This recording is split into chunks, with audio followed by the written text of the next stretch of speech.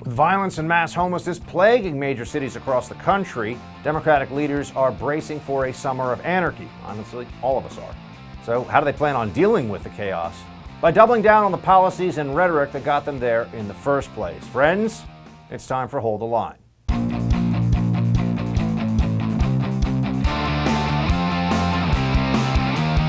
Welcome to Hold the Line. I'm Buck Sexton. You just open up a newspaper, you flip on the TV, you click on a website, and you're seeing more and more of these stories that are all about the continuation of a crime surge. And you see this now. You're seeing these viral videos. You're seeing what's happening all across America. You realize that somehow our cities, our streets are less safe than they were a year ago. All the data shows this, the major data about shootings, about homicides in the most concentrated population areas of the country. So what exactly is going on here? Well, we know that there is a major anti-police narrative that has been pushed by the Democrats. Part of it is pandering to their base and to the activists, and also just their general desire to use whatever tools are at their disposal to create instability in the case of what they were doing last year under the Trump administration, and now a refusal to accept that what they did got us here. They'll never admit that when Trump was saying law and order and they were making fun of him a year ago, maybe he was onto something. But let's just look at a quick review of what's happening, both from the perspective of criminal justice issues, police issues, and then also the vagrancy and the general deterioration that's going on our streets. So we have, for example, in Portland, a team has been disbanded. This is a team that's supposed to be dealing specifically with riots. And here you go. Officers who serve on the Portland Police Bureau's Specialized Crowd Control Unit, known as the Rapid Response Team, resigned from the team during a meeting Wednesday night. Unprecedented move by 50 officers. I mean, this is like the riot police, essentially. That's really what we're talking about here. That's not really a term that's used, but that's how people think of it. This is the riot police saying, okay, you're going to criminally prosecute one of us for having to use a non-lethal strike against a protester, basically hitting the protester with a baton. You're going to criminally prosecute that person? We're out. Find somebody else to do this. You think this is the last time something like this is going to go on? Trust me, these left-wing cities run by people who are left-wing and also, unfortunately, heavily controlled in terms of the voting by people who are left-wing. This is just going to be the way things are. In Chicago, over the weekend, 45 shot, 3 fatally wounded across the city. I mean, you look at city after city, and you can see this deterioration. You can see what's really happening here. What is the response supposed to be? Now, if you were concerned with just trying to fix things, you'd see the data. You'd see the clear correlation between the rise of the BLM movement, the Democrat Party desire for criminal justice reform, that in this case means lesser sentences for violent offenders, no cash bail in a lot of different cities, places like New York State instituted this, just deciding to, whenever possible, side more with criminals. That's what the Democrats have been doing. You would see this and say, let's stop. Let's learn from this mistake. They don't even have to say, the Democrats don't even have to say, we were wrong, we won't do it again. Oh, that would be nice. That's never going to happen. They could just say, we see what's really going on here, going to do something about it. Instead, they're just looking for excuses or saying it's somebody else's responsibility. If you're the mayor of Chicago, for example, shootings in your city are your responsibility to tackle as a problem. The police force answers to the mayor in the city of Chicago. So what is the mayor, Lori Lightfoot, saying? Here you go. Cities individually cannot tackle this problem on its own. We just cannot. In Chicago, we've done absolutely everything possible. And we need help from the federal government because this is a national problem. Yes, just diffuse responsibility to the federal government. Pretend like that's really the answer here. Note that when it came to Portland's rioting, there was a huge opposition from the left, from the Democrats. They were even, major news outlets were suggesting that sending federal officers to help deal with rioters who wanted to burn down, say, a federal courthouse in downtown Portland, which they tried to do, that was heavy-handed, That was police state tactics. Now the mayor of Chicago is saying, oh, it's a federal government responsibility. No, it's actually not. This is on the police of Chicago and the mayor of Chicago, and it's supposed to be a situation where they look at the data, they see what works, and they come to a conclusion that they will do what is necessary to protect the people who live there. But instead, you're getting politics, you're getting deflection, and you're getting the kind of nonsense that you would expect people would recognize for the distraction, the political distraction that it is. Lori Lightfoot, instead of saying we're going to back up our cops, do whatever is necessary, and we're going to come down hard on criminals, instead of focusing on that issue, she wants you to think about how the real crisis right now, the public health crisis right now, is racism. Looking at the root causes of today's challenges, we will never be able to move forward as a city and fully provide our communities with the resources that we need to live happy, vibrant, and fulfilled lives. A lesson that we learned the hardest way possible through COVID-19, when it struck our city and wreaked havoc on Black and Latinx communities. That's why, ladies and gentlemen, I am here today with racial equity and healthcare leaders to formally declare systemic racism as a public health crisis here in Chicago.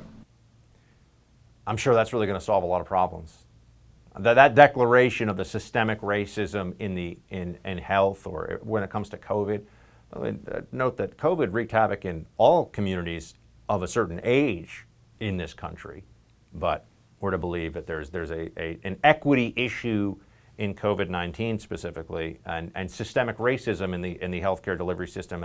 Anyway, we don't have time to dive too deep into that or solve that issue today. But I mean, I just want to give you a snapshot of what's going on all across the country. I mean, here's just in New York City where I am right now. So we've done Portland, the West Coast, Chicago in the center of the country, New York City now, East Coast. 2 kids caught in the crossfire of a shooting here. Look at this. This is broad daylight, folks. This guy, you see this person runs down and just starts just shooting right there. There's a little child in the way, shooting in broad daylight. I mean, these are the kind of things. This just happened, I think, a day or two ago. They've released the footage now. These are the kind of things that are happening in major American cities in higher numbers, with greater frequency, more victims, even children who are being killed. And we're getting lectures from the very public officials who are supposed to be dealing with this about systemic racism and how that's the crisis that they want to focus on for the day. It's honestly appalling. Here's another one, New York City, elderly man. We just pick these all day long. Elderly man here in a grocery store or a delicatessen, and this guy comes up, steals his cane, punches him in the head. He's on camera. It's daylight outside. You think that other people around, no one intervenes to help this man. We could just do a show where the whole show is crime incidents like this all across the country that are rising. So we show you the video, we show you the viral footage of these things so that it becomes more clear that the data that also, we're not pulling this out of context, the data that also shows things deteriorating, getting worse is very real, very visceral. There are people who are being hurt as a result by this. There are folks going to the hospital, folks going to the grave because of the surge in crime, and the Democrats are just pretending like it's not there. Not something they really think is the big problem that the rest of us are making it out to be. All right, after the break, we'll get more on this chaos and the violence plaguing America's streets with former NYPD officer and conservative commentator John Cardillo. Stay with us for that. I've been telling you for a while now about online thieves who can easily steal your home's title. But you don't have to take my word for it. Take it from this thief who stole over 150 homes and was sentenced to 25 years in prison. This is why you need Home Title Lock.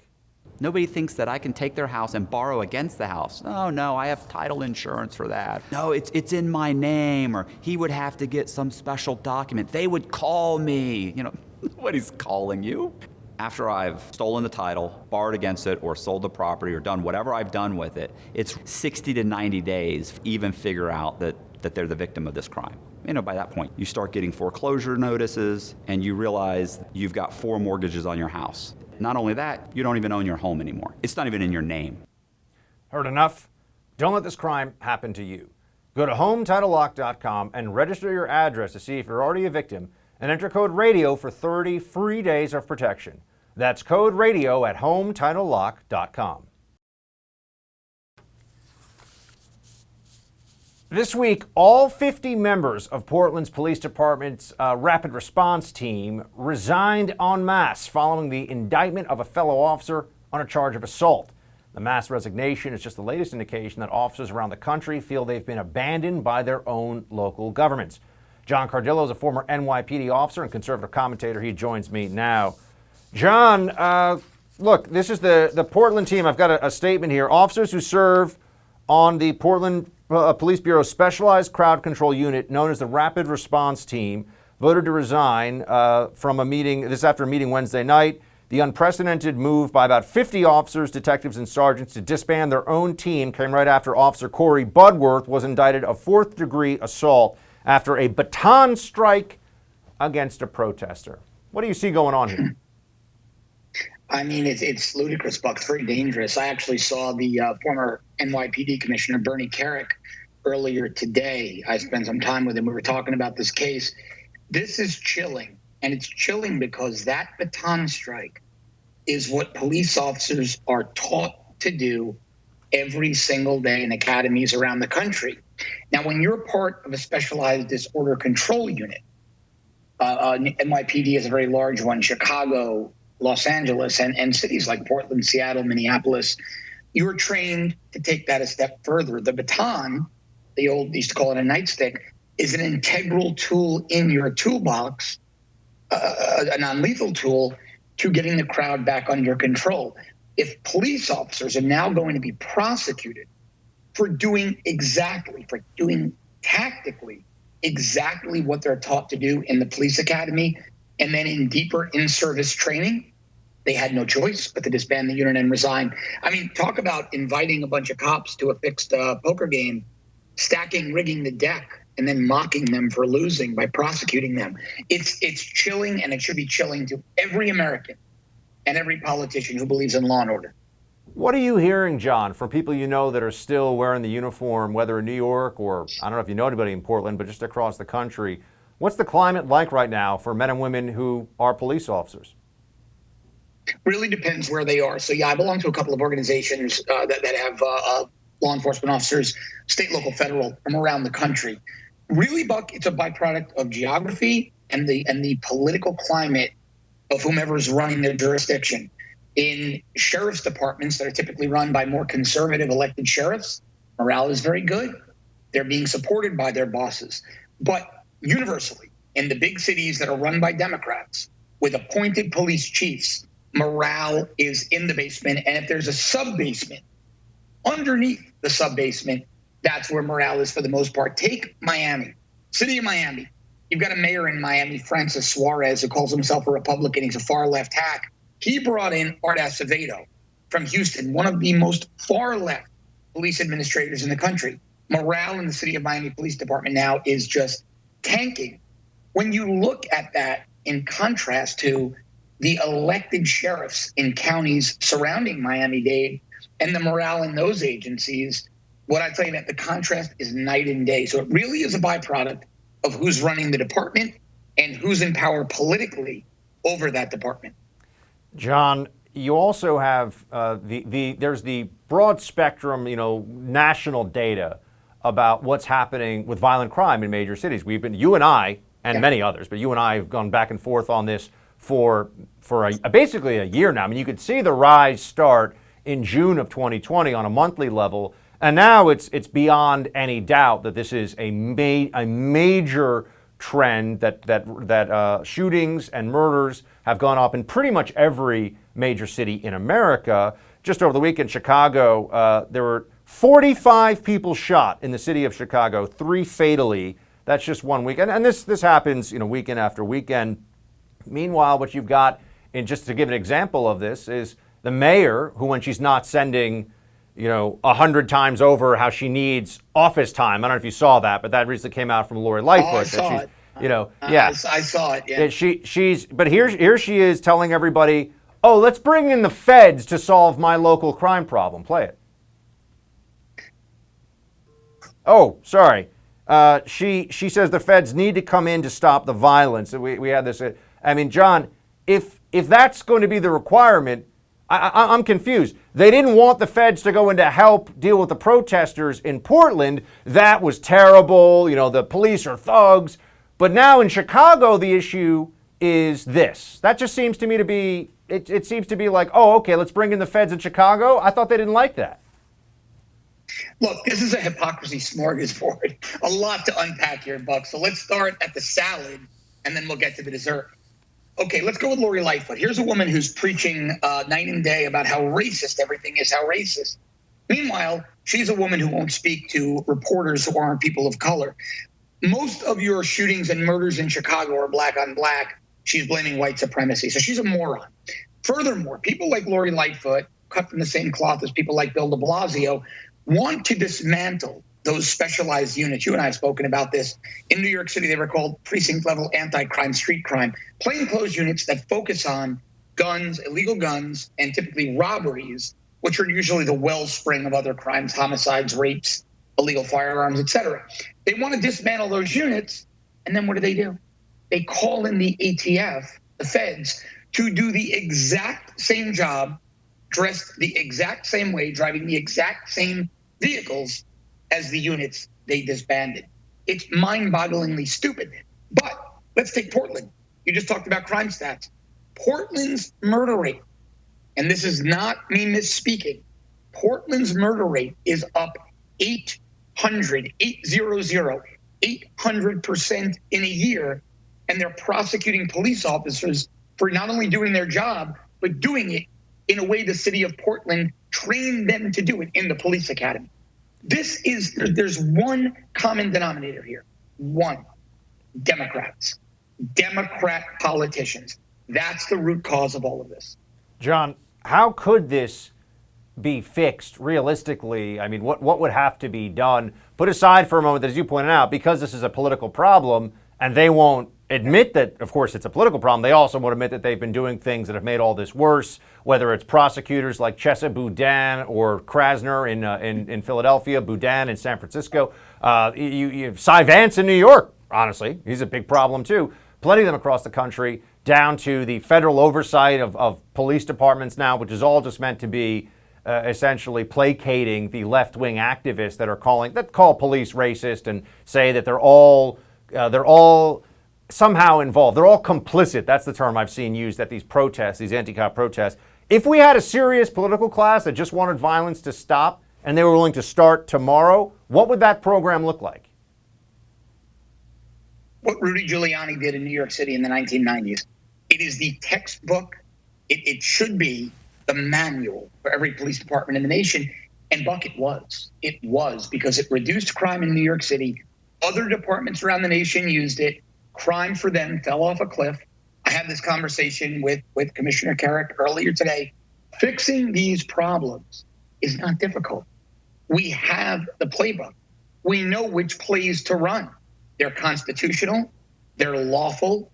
They don't require heavy-handedness on the part of the police. They simply require letting the cops use the legal tools in their toolbox. So we know exactly what to do. And it's not going to be difficult to get there.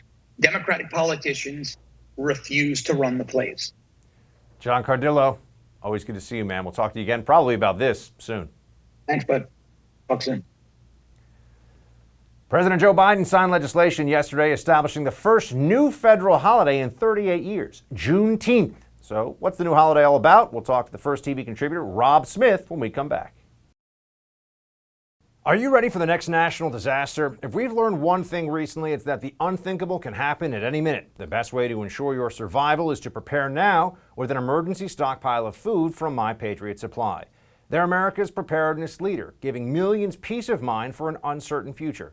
But don't wait until it's too late. Act now before there's a stock market crash, more civil unrest, natural disaster, or worse. My Patriot Supply has served millions of families for over a decade, earning 39,000 4- and 5-star reviews. Their food is specially packaged to stay fresh and delicious for 25 years. And unlike other emergency foods, each meal provides 2,000 much-needed calories when you need them most. If you act now, you'll save 25% on their 4-week emergency food kit. Just go to preparewiththefirst.com right now to save 25% on a valuable 4-week kit. That's preparewiththefirst.com. By making Juneteenth a federal holiday, all Americans can feel the power of this day and learn from our history and celebrate progress and grapple with the distance we've come. President Biden signed legislation establishing Juneteenth as a federal holiday, marking the first time we are observing it as a country, celebrating the day that enslaved African Americans in the U.S. learned they were free.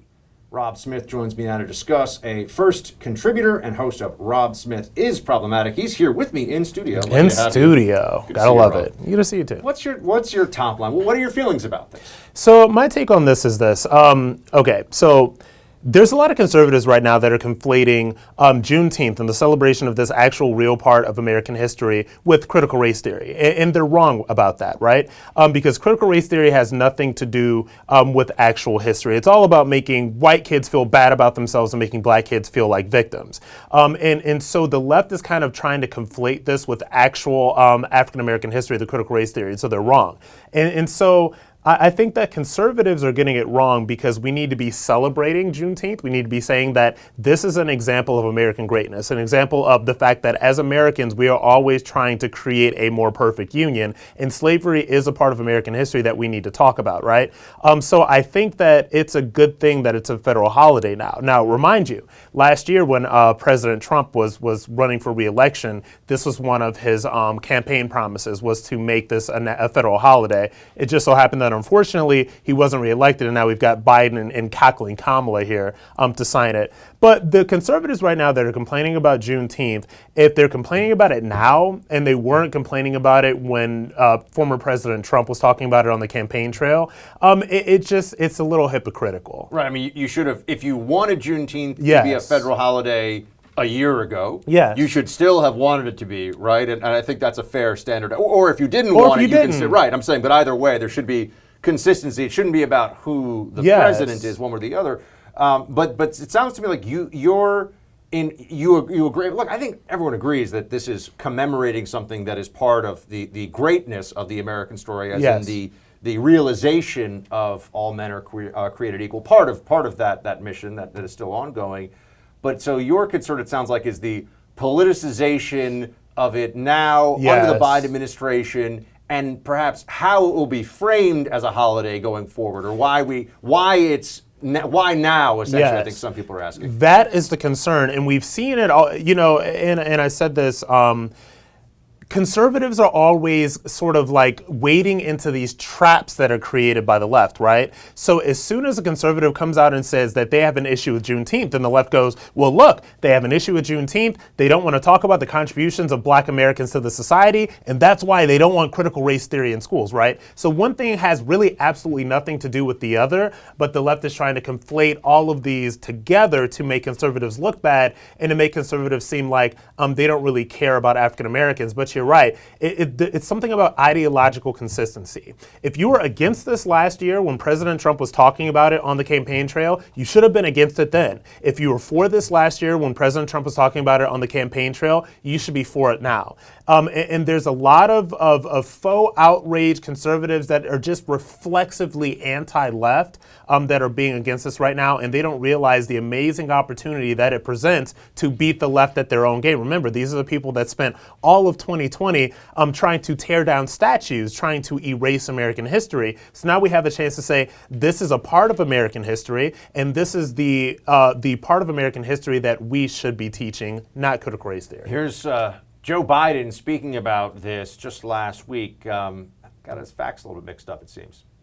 He's going down at Texas on Juneteenth, right?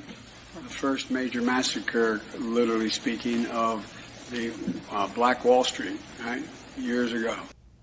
Just to be clear, I'm sorry, that's last year. But just to be clear, Biden. So now Biden's the guy who's going to get credit for signing legislation. There he is conflating the Tulsa massacre with the Juneteenth holiday. Yeah.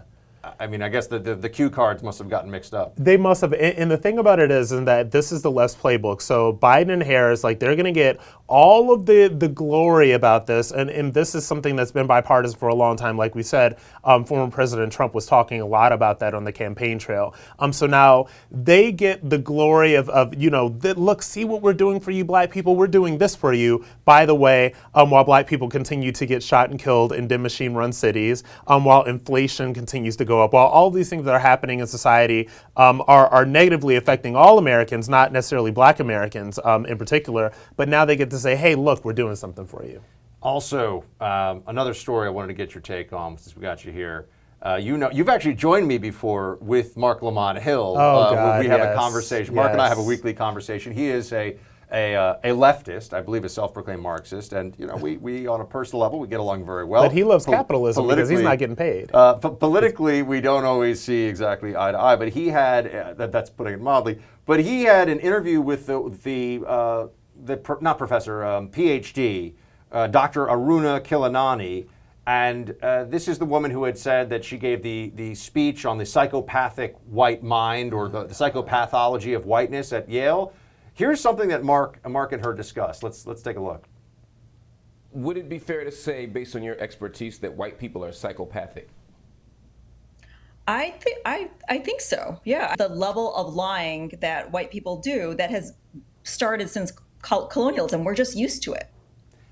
She's saying, yeah, white people. There's a psychopathy of white people and whiteness. She's doubling down on this. I mean, in a sense, you're like, well, I guess she's consistent with this level of crazy. Look, she's doubling down because she knows that on the left, she will never be called to account for this. She can pretty much say whatever she wants, and they can double down on this, and she knows that it will be okay. I mean, if all white people are psychopaths, like, Buck, should I be afraid right now? Like, is there, are you going to attack me or kill me? Of course not. It's ridiculous. This is absurdity. This entire conversation is absurd. And, we really want people to know that this is what critical race theory is. That right there, the things that she is saying, it is divisive. It's violent rhetoric that does nothing to bring us together as a country.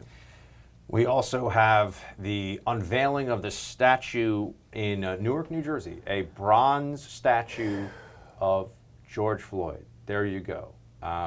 As though he were a great hero of the nation. That's the kind of the treatment, the way that this seems to be presented, at least as a visual, as a piece of artwork. Rob, what do you make of it? As a black American, this disgusts me. Because first of all, George Floyd was no hero. This was a common criminal. This is somebody that at one point held a gun to a pregnant woman's stomach during a home invasion. And it sends the message to Americans. It sends the message to people all over the world that black Americans idolize criminals. I do not. The vast majority of African Americans don't. I think this is a horrible, awful message. Rob, thanks for joining us, man. Good to see you as always. Appreciate your perspective. Absolutely.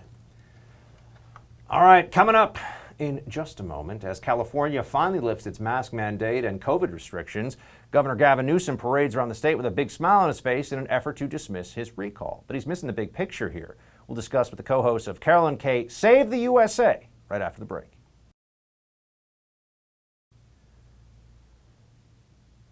On Tuesday, California lifted most of its COVID-19 regulations, and Governor Gavin Newsom has been celebrating ever since. He traveled to San Francisco to announce a $95 million marketing campaign to boost domestic tourism. He went on rides at Universal Studios Hollywood after touting his $100 million California comeback plan. He made appearances on James Corden and Seth Meyers, even released a series of campaign ads dismissing the drive to recall him from office. But given all the major problems currently facing California, homelessness, crime, etc., was this little victory lap appropriate? Let's bring in Kay Smythe, co-host of Carol and Kay Save the USA. Kay, good to see you.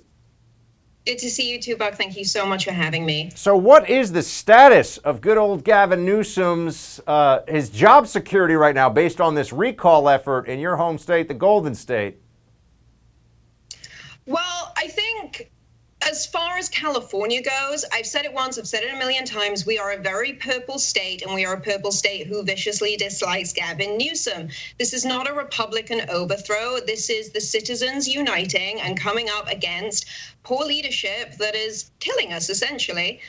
And so what I see my role as being in this is just letting the rest of America know that there is a kind of media black wall around California that stops any of the negative news about Gavin Newsom getting out. So all you guys get to see is him going to Disneyland and doing this victory lap while we still have an average of anywhere between 5 to 16 people a day dying on our streets. Home prices are plummeting. There's no real quality of life or safety, and it's an absolute mess. I'm really devastated that Carol couldn't come on the show today because she's the queen of stats when it comes to this stuff, really. And as far as Gavin Newsom goes, just in terms of the legislation that he's pushed, I cannot see this recall falling in his favor. So we can give you some stats, and we'll certainly have Carol Silver on soon, your co-host. We're looking forward to having her. LAPD shootings in LA, this according to the LAPD, shootings in LA increased 73% during the first 4 months of 2021. So in 2021, 445 people have been shot. The Los Angeles murder rate continues to climb. Killings in the first quarter are 46% higher than the same time period in 2020. Now, granted, part of that would have been during COVID, but that's still a pretty startlingly high number. And let's remember that we were told until now that the increase in crime nationwide in America, people were saying it was because of COVID. So now they can't say, well, COVID is actually they can't have it both ways. What's going on? Why do you think that we're seeing this increase in violence in America's most populous state? I can tell you exactly why. So Kamala Harris and a man named George Gascon, who is now the DA here in Los Angeles, they co-authored legislation called Prop 47 and then Prop 57 that essentially reduced a lot of what was once felony crime to misdemeanors. And because we've had pretty much a full disbandment of our hard drugs and crime unit and an influx of transients, homeless people, we've got 76,000 people who are up for early release. That's on top of probably about 30,000 people, I think, who were estimated to have been released and ended up in California from across America last year. And so when you have a legislative body that essentially preferences the criminals over the victims, it's just going to perpetuate more crime. I mean, it's just normal human behavior. If you remove law and order, people commit crimes. I mean, it's just Lord of the Flies, really. And I think in terms of our leadership here, it's not even so much Gavin Newsom anymore. It's really the locally elected officials who caused these issues. So we are now the recall capital of the country. I can't remember exactly how many we have right now, but I know in Los Angeles, obviously we've got Gavin Newsom being recalled, Nithya Raman, we've got George Gascon. He was actually recalled 3 months into serving in office because of the amount of crime he's perpetuating. This is important for everybody because there seems to be this habit in California of recalling politicians instead of thinking maybe the underlying political philosophy of really what's democratic socialism in the California case or just open Marxism, depending on who you talk to. Maybe that's the problem. Maybe it's not just Gavin Newsom. Oh, yeah, that might be it. That might be it. I don't know, Buck. So I don't know if you noticed, but I have a bit of a funny accent. It's not an American one. I'm from Britain.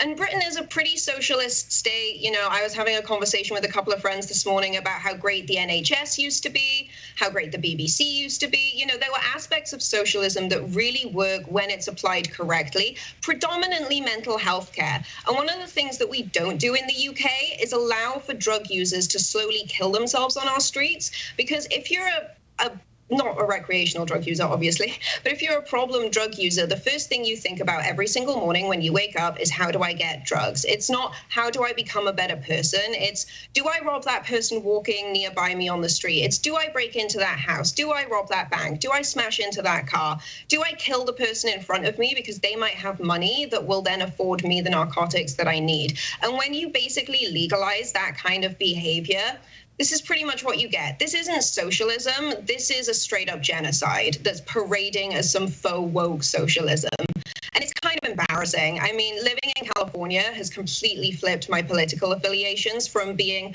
pretty much a fan of socialism to straight up not wanting any governance ever again because I just don't trust people anymore. That's what California has done. Are you seeing fellow Californians who, because of what you're talking about, what you're experiencing, And also, the data is out on the outflow. People are leaving California. It is losing a substantial population, which is amazing when you think about how this is a place that has Silicon Valley, Hollywood, some of the most gorgeous coastline you'd find really anywhere in the world, an incredible climate. Like California, not Hollywood, California should be paradise. People are leaving it, though, in droves.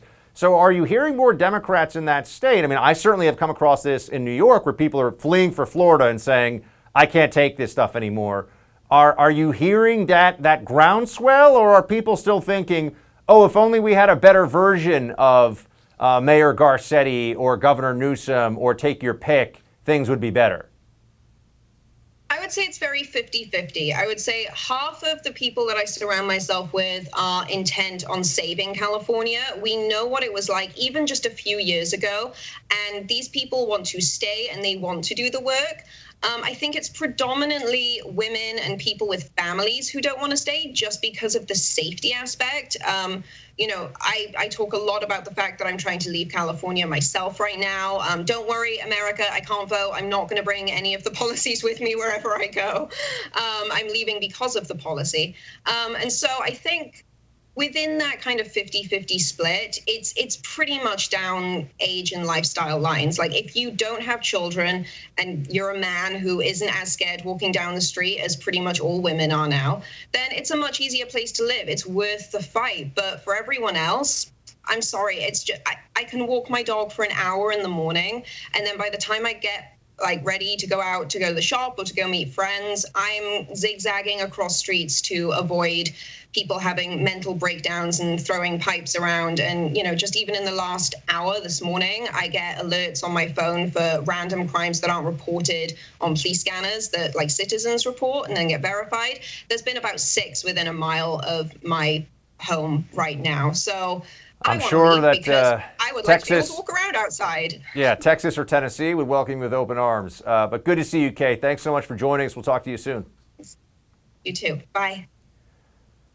Another parent takes on his local school board in the fight against critical race theory. You're not going to want to miss the viral video in Quick Hits. Stay right there. We're living in very uncertain times, and being prepared for the unknown is more important than ever. I'm sure you've noticed the world we live in today is anything but predictable. The government is passing massive spending bills. The Federal Reserve is printing trillions of dollars in fiat currency, and many experts are predicting inflation could run rampant in the coming months. That could spell disaster for the dollars in your bank account. We could all benefit from something a little more reliable right about now. What could be more reliable than real gold and silver? I'm talking about real gold and silver you can actually hold right in your hands. Call the Oxford Gold Group right now and learn how easy it is to get real gold and silver sent securely directly to your home, or how you can have real gold and silver placed in your IRA or 401k. Just call the Oxford Gold Group at 833-600-GOLD and ask for your free guide on owning gold and silver. Again, call the Oxford Gold Group right now at 833-600-GOLD. The Oxford Gold Group is the only gold company I trust. Call them right now, 833-600-GOLD. One more time, that's 833-600-GOLD. A brave father fights back against critical race theory, and Joe Biden's taking some heat for nepotism. We got those stories in Quick Hits. Let's get right to it. First off, a African-American father's gone viral for really giving it to CRT here, really calling out what he views as the inherent deficiencies of a critical race theory approach to instructing children, but just in general also the whole philosophy of critical race theory. Here's what he says. When you talk about critical race theory, which is pretty much going to be teaching kids how to hate each other, how to dislike each other, that's pretty much what it's going to, I don't care what you say, it's pretty much what it's going to all come down to. You're going to deliberately teach kids, this white kid right here got it better than you because he white? You're going to purposely tell a white kid, oh, the black people are all down and suppressed. How do I have 2 medical degrees if I'm sitting here oppressed? The last thing I'm going to say right here is something that's crazy. Martin Luther King said he wanted his kids to grow up in a world where they are judged by the contents of their what? Their character, not their skin. If they letting this stuff go on right now, it is absolutely doing the complete reverse of what he's doing. So when February comes, don't talk about Martin Luther King. When February comes, don't talk about Black history. None of y'all gonna sit there and just pretty much pee on his grave with this nonsense. Well said. I don't think I could find anybody who could say it any better. I mean, a really impassioned and compelling speech from a dad who as he points out, he's living the American dream. He's very successful. He's doing very well. He doesn't want his kids being taught victimology. He doesn't want anyone to be taught that they are better or worse or anything because of skin color in any context whatsoever. And that's the kind of thing that we need to be hearing across the country right now. And there's a reason why the left is so upset now that the right is actually paying more attention to this and more voices are being heard from on this issue that say, no, we're not going to have this identity politics poison coursing through the veins of the republic without people at least willing to call it out and try to stop it. The Biden administration is supposed to be, what, a return to normalcy, they say. It's supposed to unite us. There's a whole bunch of things you could point to about the Biden administration. And here's what we find out, that children and relatives of Biden aides are getting administration jobs. Here you go. This is the Washington Post. Barely a week into office, President Biden made a promise that signaled a sharp break from his predecessor. No member of his family would be involved in government. That vow did not extend to his senior staff and their relatives. In the first few months of Biden's presidency, at least 5 children of his top aides have secured coveted jobs in the new administration. They include 2 sons and a daughter of the White House counselor, the daughter of a deputy White House chief of staff, and the daughter of the director of presidential personnel. So, yeah, a lot of nepotism, actually. A whole lot of nepotism going on, which I think we could all agree is a surprise to really absolutely nobody, except the press has to pretend that they are surprised. And here's another thing that came up this week. Lin-Manuel Miranda, you probably have heard the name in connection to the very successful and I thought incredibly boring and overrated Broadway play Hamilton. Some of you may have even seen it. I could barely get through it. I just thought it was boring. But I know everyone's supposed to love it. But he's involved with another project, and he says that I hear that without sufficient dark-skinned Afro-Latino representation, the world feels extractive of the community we wanted so much to represent with pride and joy. I'm trying to paint a mosaic of this community. We fell short. I'm truly sorry. This is in response to The Heights, or In the Heights, a project he's involved in. Not enough Afro-Latino representation. So even Lin-Manuel Miranda has to bend the knee and apologize to the woke left for insufficient representation or whatever it may be. On Monday, very exciting, the Clay Travis and Buck Sexton show launches. It will be on almost 400 stations across the country, June 21st. We will be co-hosting what I believe will be the largest audience radio show in the nation when we go to air on day 1.